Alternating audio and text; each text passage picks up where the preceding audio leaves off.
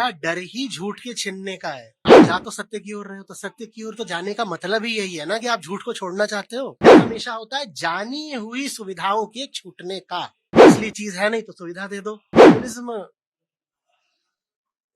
एक तरह का उथला विद्रोह है। आज हम मुलाकात करने जा रहे हैं एक ऐसी शख्सियत से जिन्होंने आईआईटी किया, आईआईएम किया, लेकिन उसके बाद अपनी जीवन की राह बदली और हमारे भारतीय वेदों का, उपनिषदों का, गीता का गहन अध्ययन करके लाखों लाख लोगों के लिए आध्यात्मिक गुरु बने। हम बात कर रहे हैं आचार्य प्रशांत जी की। प्रशांत जी, आपका बहुत बहुत स्वागत है। आज आपने सोशल मीडिया पे भी मैं देख रही थी आपका कि डर जो है वो चेहरे की सुंदरता हटाता है, लेकिन वो उस सत्य की तरफ चलते हुए बिल्कुल कई बारी वो डर भी होता है, तो उस डर से कैसे हटा जाए? डर सत्य का नहीं होता। डर ये होता है कि सत्य की ओर चलेंगे तो झूठ छिन जाएगा।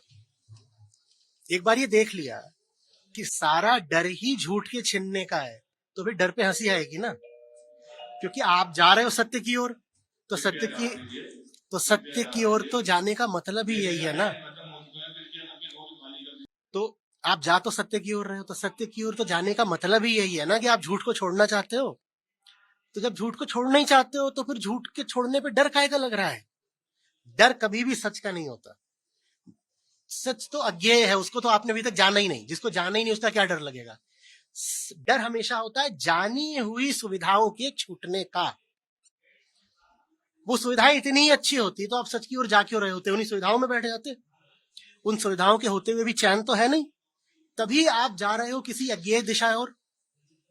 जब चैन है ही नहीं उनके होने से भी, तो छूट भी जाए तो डर कैसा? छूट जाए तो छूट जाए, छूटने दो। सुविधाओं को छूटने का भी डर। आप कह रहे हैं कि सुविधाएं अगर ज्यादा सुविधाओं की तरफ ना बढ़े तो एक चैन भी मिलता है। मनुष्य जानता है कि ये सब सुविधाएं हम सुनते हैं हर रोज की, सुविधाएं जो है छोड़ेंगे तो ज्यादा हमें चैन मिलेगा, सुख मिलेगा, इस भौतिकतावाद की तरफ मत जाओ। साथ में ये भी होता है कि जीवन और के बाद जो सच है वो मृत्यु आएगी आएगी, चक्र है। लेकिन फिर भी इन चीजों से बहुत मनुष्य भागता है, फिर भी उन्हीं सुविधाओं के पीछे भागता है, उस सच को क्यों नहीं स्वीकार कर पाता? सच है ही नहीं जीवन में, तो सुविधा एक विकल्प के तौर पे आती है ना। जैसे जैसे बच्चा है छोटा सा, अनाड़ी है, कुछ जानता तो है नहीं, वो माँ को ढूंढ रहा है। माँ मिल नहीं रही तो लोग उसको खिलौना थमा देते हैं। तो वैसे ही हमें सुविधा थमाई जाती है। असली चीज है नहीं तो सुविधा दे दो। और जब खिलौना भी नहीं थमाया जाता तो कई बार वो अंगूठा चूस लेता है। तो वैसे ही हम सुविधाओं को चूसते रहते हैं। हमारी ये जितनी पूरी व्यवस्था है, ये सच का विकल्प मात्र है, बड़ा झूठा, नकली और असफल विकल्प। जिसके पास असली चीज होती है वो फिर संसार से सुविधाएं नहीं मांगता, वो फिर संसार को देना शुरू करता है। मांगता नहीं है कि सुविधा दो, वो फिर संसार को देना शुरू करता है। जो संसार से मांग रहा है, पहली बात तो उसके पास असली चीज है नहीं, दूसरी बात कितना भी मांग ले असली चीज मिलेगी नहीं। और असली चीज संसार से मिलती नहीं है, असली चीज तो अपने भीतर ही होती है। जब वो मिल जाती है तो हम दुनिया में बांटना शुरू कर देते हैं। आचार्य जी, एक बात और है कि हर वर्तमान में है और वर्तमान में बहुत आधुनिक डिजिटल युग आ गया। बहुत हर कोई अपने मोबाइल में लगा रहता है, हर कोई हर चीज फटाफट करता है, जी चैट, फटाफट आंसर ले लिया। लेकिन इसमें रिश्ते कहीं ना कहीं बिगड़ते जा रहे हैं और रिश्तों पे आप हमेशा होते हैं। कैसे उन रिश्तों को संभाल के रखा जा सकता है? देखिए, रिश्ते का आधार सही है तो रिश्ता खुद ब खुद चलेगा। जिस रिश्ते को बहुत संभालने की जरूरत पड़ रही हो, उस रिश्ते के आधार में ही खोट है। ये जो हेवी मेंटेनेंस वाले रिश्ते होते हैं ना, कि जहां बार बार डर लगता रहता है कि अरे अगर ध्यान नहीं दिया तो रिश्ता ही टूट जाएगा। हाँ, हर फोन आने पर धुकधुकी लग जाती है कि मैंने कुछ गलत कर दिया क्या, फोन आ रहा है। हुँ? कुछ बोल दिया तो सोचना पड़ता है कि मैंने बोल दिया, न जाने अब वो क्या सोचेगा। तो इन रिश्तों का आधार ही गड़बड़ है। असली रिश्ता तो बहुत मजबूत होता है, बहुत मजबूत होता है। हुँ? सोना सज्जन साधु जन टूट जुड़े 100 बार।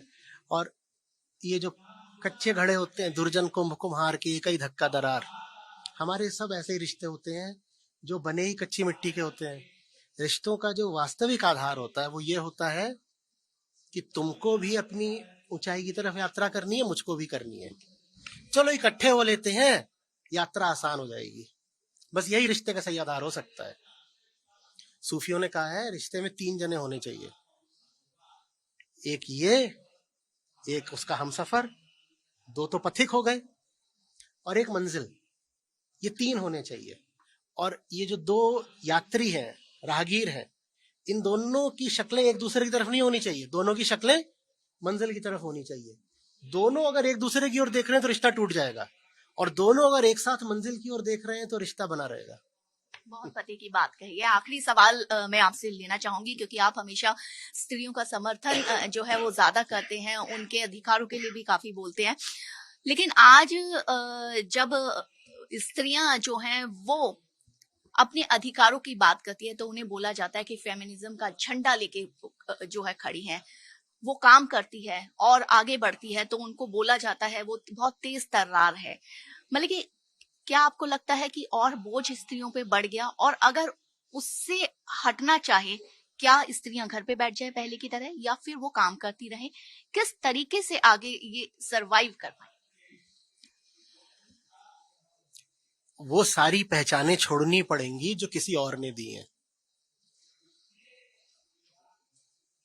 पुरुष के लिए बहुत आसान होता है अपने आप को इंसान बोलना, महिला के लिए अपेक्षाकृत बड़ा मुश्किल होता है अपने आप को मनुष्य बोलना या इंसान बोलना। उसकी बाकी सारी पहचानें एक तरफ, उसका देह उसकी सबसे बड़ी पहचान बन जाती है। मैं तो स्त्री हूं, स्त्री तो देह ही है ना, लड़की पैदा होती तो फिर मैं तो देह हूं, मैं तो देह हूं। अब ये सब जिसने भी सिखाया होगा ये छोड़ना पड़ेगा। आप क्या हो, आप कौन हो, ये अपनी पहचान आपको खुद अनावृत करनी पड़ेगी, खोजनी पड़ेगी। जब तक ये उधार की पहचानें लेकर बैठी रहेगी महिला, तब तक उसे उधार की जिंदगी जीनी पड़ेगी, और जो उधार का जी रहा होता है वो तो हमेशा डरा ही रहता है, न जाने कौन आ जाए कर्ज वापस मांगने। तो महिला को बहुत ज्यादा जरूरत है अध्यात्म की। फेमिनिज्म एक तरह का उथला विद्रोह है। नारीवाद ठीक है, एक शुरुआत होगी। मनुष्यवाद चाहिए, चेतनावाद चाहिए, वेदांत की, गीता की, पूरे बौद्ध साहित्य की। पुरुषों से भी कहीं ज्यादा जरूरत महिलाओं को है, ताकि देह भाव हटे, ताकि जितने बंधन उन पर शरीर ने, समाज ने, संस्कार ने डाल दिए हैं, वो उन बंधनों को हटा करके अपने आप को चेतना रूप में जान पाए, तभी आजादी मिलेगी। नहीं तो ये जो मुद्दे हैं ना, इन मुद्दों में उलझ के रह जाएंगे, काम करें कि ना करें, पुरुषों से भिड़ें या पुरुषों के साथ चले या पुरुषों के अनुगामी हो जाए। इनमें से किसी भी प्रश्न का जवाब सार्थक नहीं हो सकता। सार्थक तो बस एक चीज होती है, अपनी समझ। अपनी समझ पर जब बहुत सारी धूल जमी हुई हो इतिहास की, तो फिर वो जागृत नहीं हो सकती। वो सारी धूल हटानी पड़ेगी, अपना अनुसंधान करना पड़ेगा, तभी महिला मुक्त हो पाएगी। चलिए, हमें लगता है कि आचार्य जी से बातचीत करके हमारे वो जिन विचारों पे या जिन उलझनों पे जो हमारे साथ थी, धूल जमी हुई थी, वो काफी उनको एक मार्गदर्शन मिला है। और भारत एक्सप्रेस से बातचीत के लिए आपका बहुत बहुत शुक्रिया। भारत एक्सप्रेस के लिए कैमरामैन आलोक सक्सेना के साथ में कोमल शर्मा।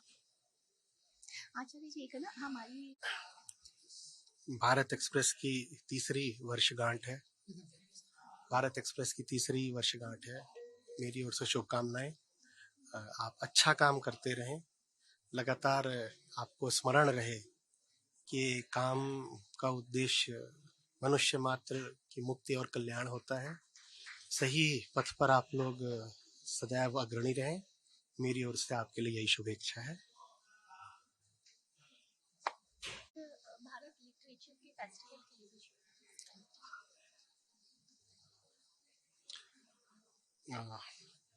भारत लिटरेचर फेस्टिवल में आज आने का मेरा सौभाग्य रहा, और मैं आभारी हूँ आमंत्रण के लिए। और बहुत सुंदर अनुभव रहा। पहले तो जो यहाँ व्यवस्था है वो अच्छी से अच्छी कोटि हो सकती है उसकी है। और दूसरे जो मुद्दा था, जो बातचीत हुई, लगभग 2 घंटे तक विमर्श चला। और बहुत जगहों पर मैं जाता रहता हूँ, बोलता रहता हूँ, पर मैं समझ रहा हूँ कि जो आज बातचीत हुई उसकी गुणवत्ता, गहराई और जो पूरी ऑडियंस थी उसका एंगेजमेंट, ये सब कुछ सर्वोच्च कोटि का था। और फिर मेरी आयोजकों और संयोजकों से भी थोड़ी चर्चा हुई। मैं समझता हूँ कि जिन मूल्यों के साथ, जिन आदर्शों के साथ इस फेस्टिवल की शुरुआत हुई है, वो निश्चित रूप से सराहनीय है, आगे बढ़ाने योग्य हैं। और अगर इन्हीं मूल्यों को लेकर के ये कड़ी, ये कार्यक्रम आगे चलता रहेगा तो बहुत आगे तक जाएगा, जाना चाहिए। देश को बहुत ज़रूरत है, राष्ट्र को, धर्म को, समाज को, सबको बहुत ज़रूरत है कि लोगों तक उच्चतम साहित्य पहुँचे, बोध पहुँचे। ये मीडियोक्रिटी का जो दलदल है उससे ऊपर उठ करके लोगों को आकाश का और चांद तारों का भी थोड़ा कुछ दर्शन कराया जाए। धन्यवाद।